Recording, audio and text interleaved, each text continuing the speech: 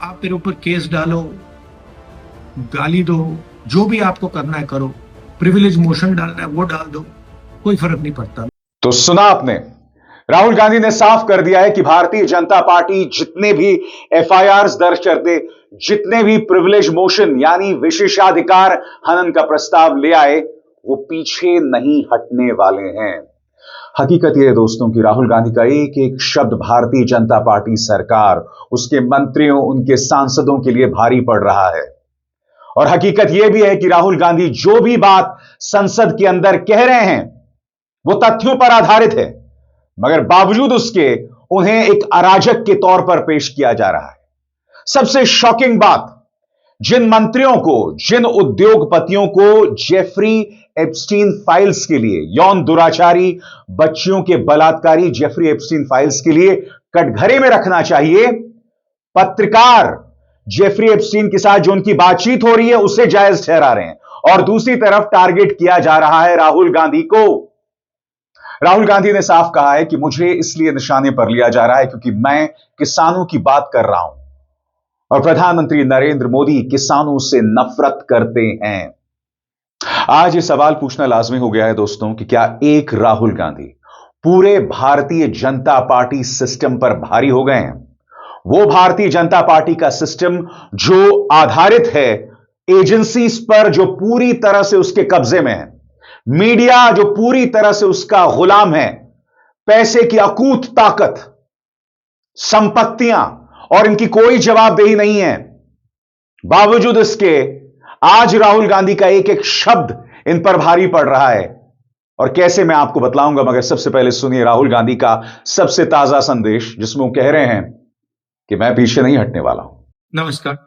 कल मैंने कहा कि जो किसान है वो हिंदुस्तान की नींव है, फाउंडेशन है, और फूड सिक्योरिटी के लिए कांग्रेस पार्टी और हिंदुस्तान लड़ी थी। नरेंद्र मोदी जी ने हमारी फूड सिक्योरिटी, हमारे किसानों को धोखा दिया है।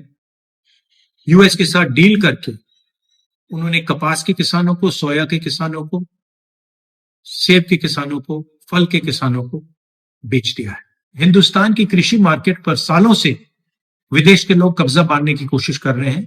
नरेंद्र मोदी जी ने उनके लिए दरवाजा खोला है। ये सच्चाई है, वो भी जानते हैं, मैं भी जानता हूं। क्यों खोला है? क्योंकि उनके गले पर चोट लगा रखा है। डोनाल्ड ट्रंप ने नरेंद्र मोदी की लगाम पकड़ी हुई। मक्का, कपास, सोयाबीन और फल, ये शुरुआत है। नरेंद्र मोदी पूरी कृषि मार्केट के दरवाजे खोलेंगे अपने मित्रों के लिए, अदानी अंबानी जैसे लोगों के लिए, विदेशी ताकतों के लिए। भारत के किसान और पूरा देश जानता है कि नरेंद्र मोदी किसान विरोधी है। वो अपने मित्रों की मदद करता है। पहले भी वो काले कानून लाए थे, अब उन्होंने विदेशी ताकतों के लिए दरवाजा खोल दिया है।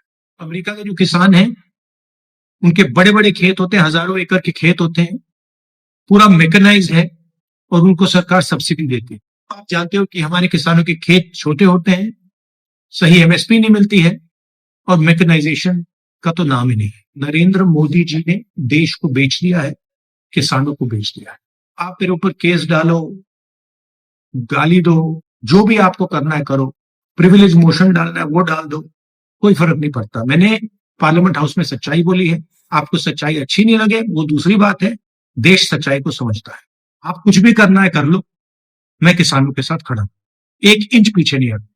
कांग्रेस प्रेसिडेंट खारगे जी, मैं और पूरी कांग्रेस पार्टी, हमारे सब कार्यकर्ता किसानों के साथ खड़े हैं। ये अन्याय हम नहीं होने। धन्यवाद। और आपको याद होगा यही बात प्रियंका गांधी वाड्रा ने भी कही थी कि तुम्हें राहुल गांधी पर जितने प्रहार करना है कर लो।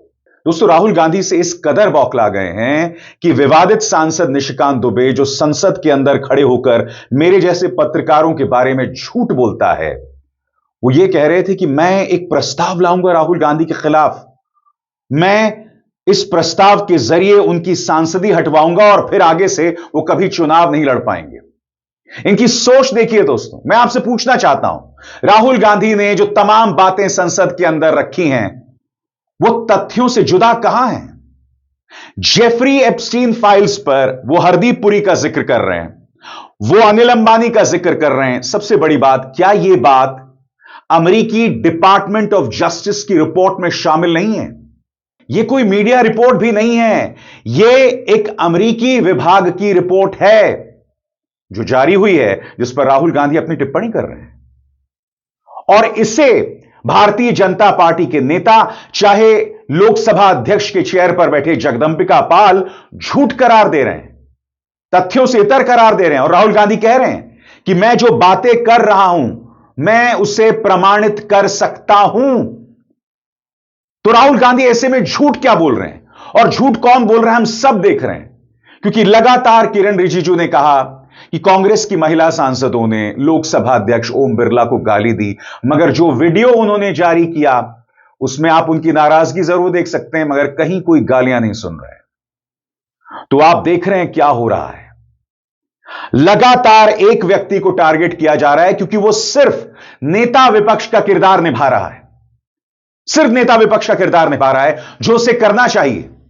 मगर प्रॉब्लम मौजूदा भाजपा के साथ यह है, 2014 के बाद वाली भाजपा के साथ यह है कि आलोचना उन्हें बर्दाश्त नहीं है, ना मीडिया से, ना संवैधानिक संस्थाओं से, ना सोशल एक्टिविस्ट से, और सबसे शॉकिंग बात, विपक्ष से भी नहीं। विपक्ष, शब्द पर गौर कीजिएगा, विपक्ष जो पक्ष का विरोधी है, उसके खिलाफ है, सत्ता से सवाल करता है, वो भी नहीं चाहती है यह मौजूदा भाजपा। और राहुल गांधी की छवि को बर्बाद करने की कोशिश हर तरफ से की जाती है। मीडिया का सहारा लिया जाता है, राहुल गांधी जो बयान देते हैं उसे तोड़ मरोड़ कर पेश किया जाता है। सबसे बड़ी बात, सिर्फ राहुल गांधी तक ये सीमित नहीं रहते हैं। इन्हें लगता है कि राहुल गांधी पर प्रहार करने के लिए बहुत जरूरी है कि राहुल के जो रिश्ते उनकी बहन के साथ हैं उसे तार तार किया जाए, पंडित नेहरू, उनकी छवि को तार तार किया जाए। और उसकी ताजा मिसाल गिरिराज सिंह, और यह तस्वीर है। इस तस्वीर में गिरिराज सिंह ने 2 आर्टिफिशियल इंटेलिजेंस जनरेटेड तस्वीरें पेश की पंडित नेहरू को बदनाम करने के लिए। और इसमें 2 तस्वीरें पंडित नेहरू की उनकी बहन और भतीजी के साथ है, मगर पंडित नेहरू को अय्याश बताना, उन्हें बदनाम करना। और सिर्फ तस्वीरों की बात नहीं है, यह मत भूलिए कि निशिकांत दुबे ने संसद के अंदर खड़े होकर पंडित नेहरू और इंदिरा गांधी के बारे में अश्लील बयानात दिए थे।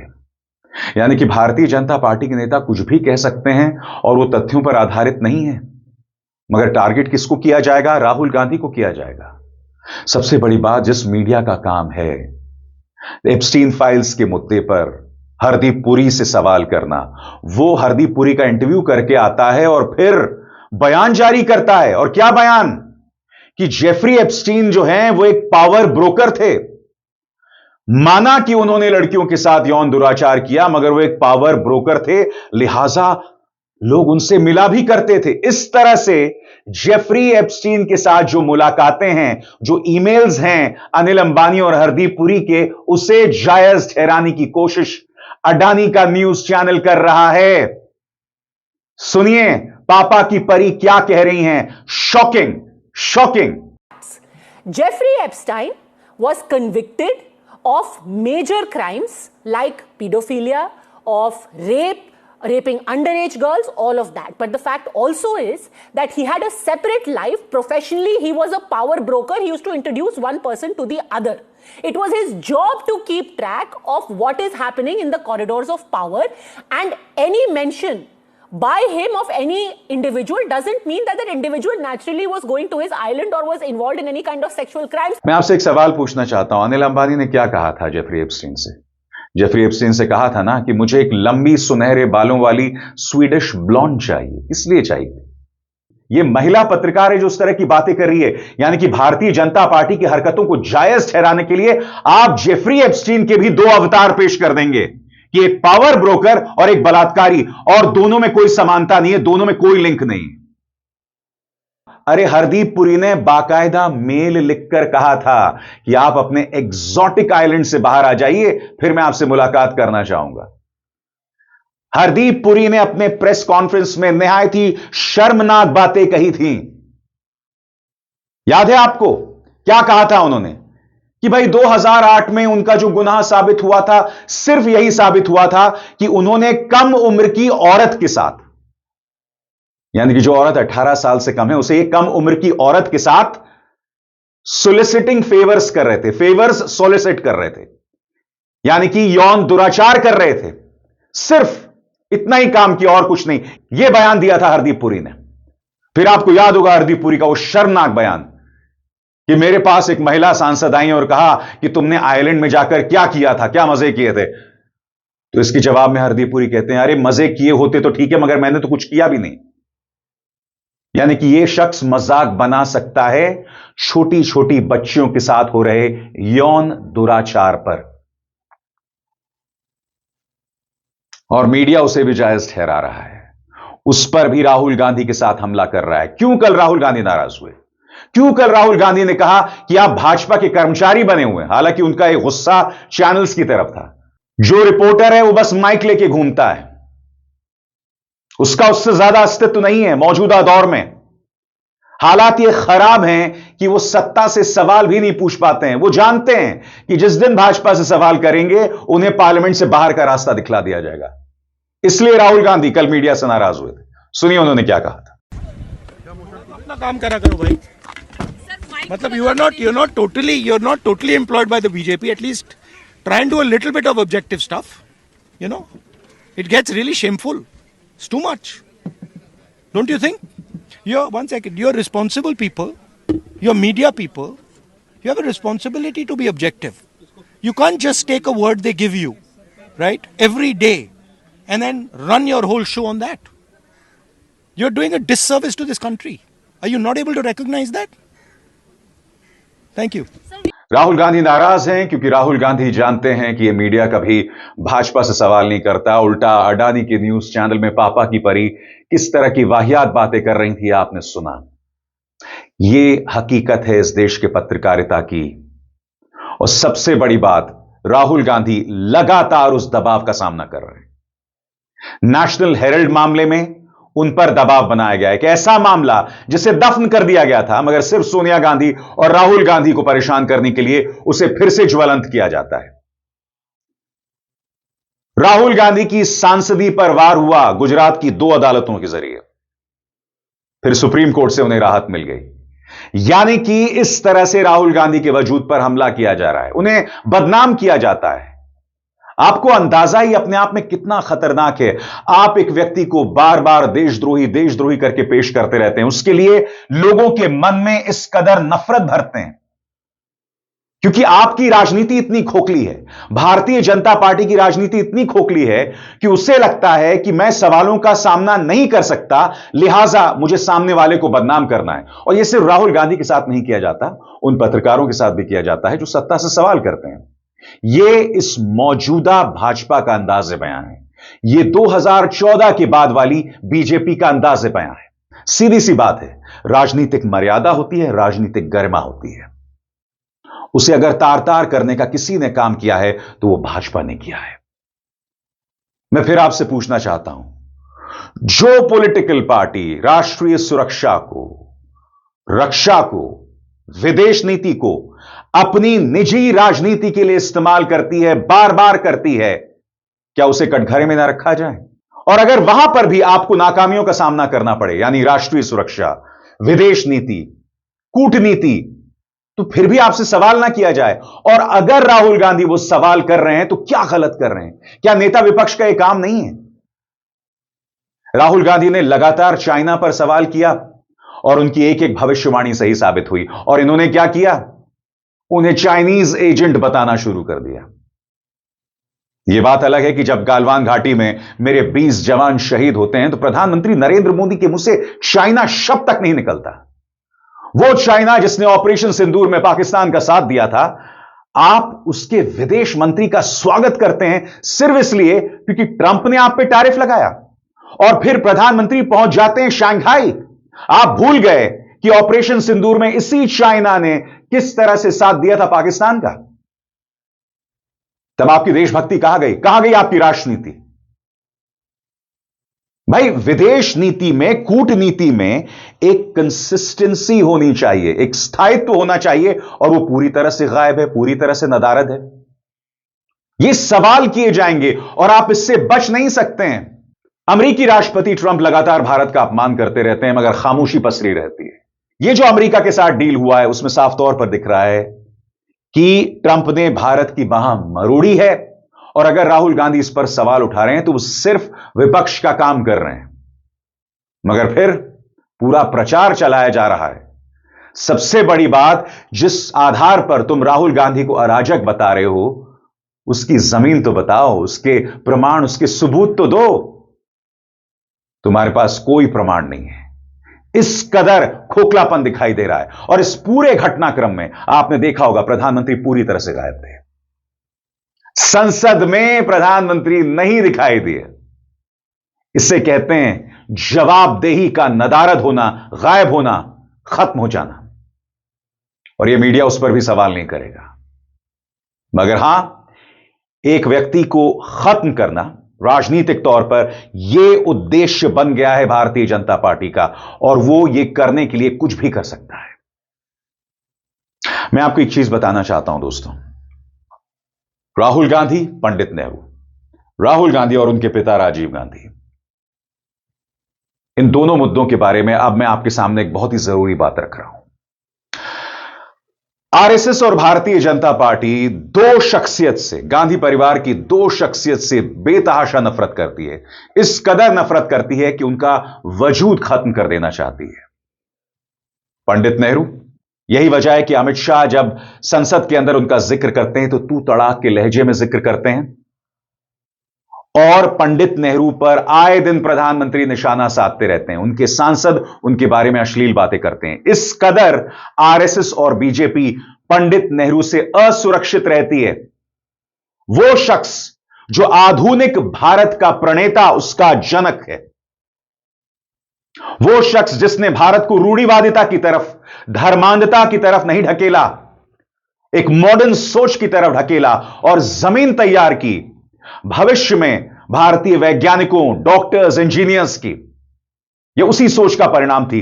इससे नफरत करती है भाजपा। और दूसरा शख्स गांधी परिवार का, वो है राहुल गांधी। क्यों? क्योंकि राहुल गांधी विचारों के साथ कभी कोई समझौता नहीं करते हैं। राहुल गांधी जानते हैं कि कभी कभी समझौता ना करने का नुकसान पार्टी को हो सकता है राजनीतिक तौर पर, मगर वो पीछे नहीं हटते हैं। वो लगातार आलोचना करते रहते हैं। वो लगातार प्रधानमंत्री की कमजोर नब्ज पर प्रहार करते रहते हैं, चाहे वो अनिल अंबानी हो या गौतम अडानी हो, और इसलिए नफरत करते हैं। तो गांधी परिवार से इन दो चेहरों से सबसे ज्यादा नफरत आरएसएस और बीजेपी करती है, और यही वजह है कि उनका वजूद खत्म कर देना चाहती है, राजनीतिक तौर पर, संवैधानिक तौर पर, और विचारों में जो इन दोनों की मौजूदगी है। अब इस दूसरे पहलू पर बात करते हैं, राजीव और राहुल गांधी। आप जानते हैं, इन दोनों की तुलना की जाए तो कहने के तो राजीव राहुल के पिता हैं, मगर क्या आप जानते हैं राहुल गांधी अपने पिता से कहीं ज्यादा पढ़े लिखे हैं, कहीं ज्यादा मुद्दों से ज्यादा संवेदनशील है। क्योंकि कहा जाता है कि वक्त गुजरने के साथ साथ पीढ़ियां जब आगे बढ़ती हैं तो देश की मान्यताओं से उनकी जो लिंक्स होते हैं, उनकी जो पहुंच होती है, उनका जो जुड़ाव होता है, वो खत्म होने लगता है। मगर नहीं, राहुल गांधी विदेशों में पढ़े होंगे, मगर देश के मुद्दों के प्रति राजीव गांधी से कहीं ज्यादा संवेदनशील हैं, और उनका रास्ता भी राजीव गांधी से कहीं ज्यादा कठिन है। क्योंकि यह मत भूलिए, जब इंदिरा गांधी की हत्या हुई थी, उसके बाद जब पूरे देश में कांग्रेस के लिए दीवानगी थी, एक लहर थी 400 सीटों वाली, तब राजीव गांधी प्रधानमंत्री बने थे। यानी कि उनके हाथ में सत्ता थी। राहुल गांधी बेशक गांधी परिवार से आते हैं, मगर हर गुजरते दिन के साथ उनके लिए हालात मुश्किल हैं, और अभी चुनौतियां और मुश्किलात और बढ़ने वाली हैं, क्योंकि भारतीय जनता पार्टी हर कीमत पर उनका राजनीतिक वजूद खत्म कर देना चाहती है। मगर राहुल गांधी ने स्पष्ट कर दिया है कि मैं झुकूंगा नहीं, मैं लगातार अपने मुद्दे आपके सामने रखता रहूंगा, चाहे तुम एफआईआर करो, चाहे तुम विशेषाधिकार हनन प्रस्ताव लाओ। और यह भारतीय राजनीति का एक मील का पत्थर साबित होने वाली है। यह लड़ाई, यह संघर्ष एक व्यक्ति के वजूद को खत्म करने की। अब इसार शर्मा को दीजिए इजाजत। नमस्कार।